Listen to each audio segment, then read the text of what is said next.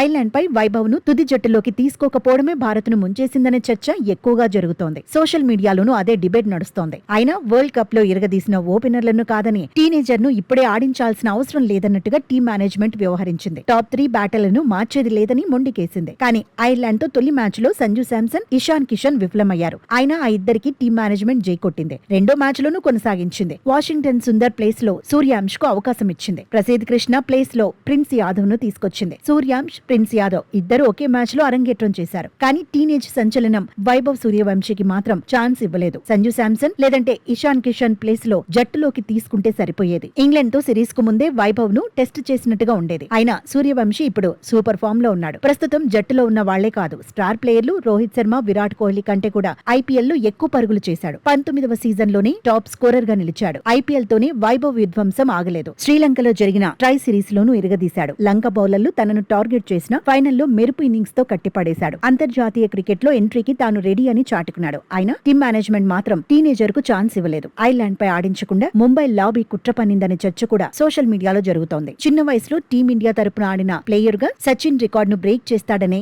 Ireland పై ఆడకుండా అడ్డుకున్నారనే comments వినిపిస్తున్నాయి. అయినా ఇప్పటికే సచిన్ కు సంబంధించిన ఒక రికార్డ్ ను సూర్యవంశీ బ్రేక్ చేశాడు. పిన్న వయసులోనే టీమిండియాకు ఎంపికైన ఆటగాడిగా రికార్డుల్లోకి ఎక్కాడు. తుది జట్టులోనూ ఛాన్స్ దొరికితే మాస్టర్ బ్లాస్టర్ కు సంబంధించిన మరో రికార్డ్ ను ఓవర్టేక్ చేస్తాడు. ఐర్లాండ్ తో సిరీస్ లో మిస్ అయినా ఛాన్స్ దొరికితే ఇంగ్లాండ్ తో సిరీస్ లో వైభవ్ సరికొత్త రికార్డ్ ను అందుకుంటాడు.